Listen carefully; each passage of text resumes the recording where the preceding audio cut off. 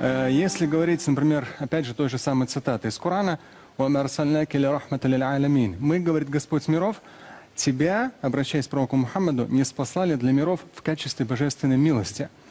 То есть на сегодняшний день всего лишь 1/1000, может быть 10-тысячная из числа мусульман оказалась в системе так называемого международного терроризма. Это может быть 0,1%.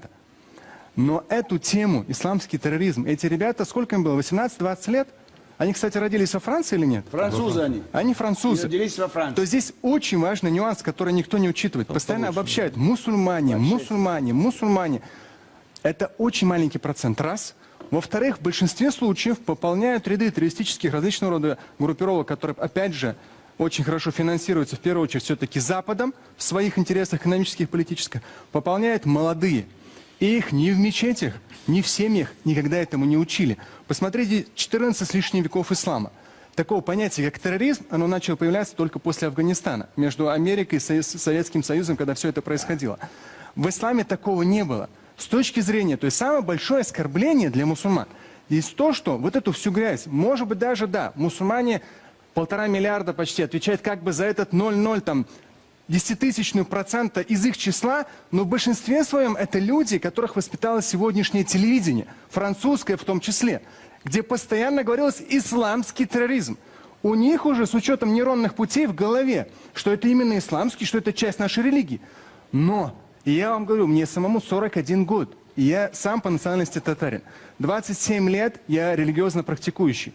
Общался на разных языках с самыми разными культурами. В исламе такого понятия, как терроризм, в Коране четко и ясно сказано, что кто убьет, кто убьет одного человека, неважно какой он национальности, просто вот убьет его, то подобно по греху пред Богом, подобно как убил целое человечество. Никто во Франции эту цитату не проговаривал по телевидению. Если говорили, то только исламский терроризм. А вот такого рода вещи, то же самое пророк Мухаммад говорил. Верующий человек – это тот, рядом с которым люди, вне зависимости от национальности, вероисповедания, люди чувствуют себя в безопасности. Всегда раньше мусульмане излучали собой безопасность. На сегодняшний день мы поедаем результаты, пожинаем результаты, плоды именно и европейского свободного слова и так далее, когда всех мусульман обливали грязью и говорили «исламский терроризм». Вроде как Россия, слава богу, Европа нет еще, отстает. Россия начала разделять последние 3 года. Вот это преступление, а вот это религия. С точки зрения, опять же, подчеркну последнее, религии, то же самое аят в Коране. Больше чем уверен, что во Франции ни разу нигде это не цитировали, чтобы воспитывать своих мусульманских французов. В Коране четко сказано, друг другу помогаете. Бир – это любое благо, благостное деяние. Помогайте друг другу в благостных деяниях и в проявлении набожности пред Богом. Набожность – это трепет, это ты когда поступаешь правильно и хорошо. И вы хорошо сказали, справедливо. Но справедливо не с точки зрения преступлений, а с точки зрения благочестия.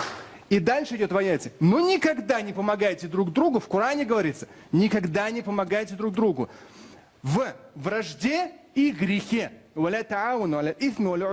Во вражде и в грехе никогда друг другу не помогайте. Вы это по телевидению в СМИ, наверняка в европейских.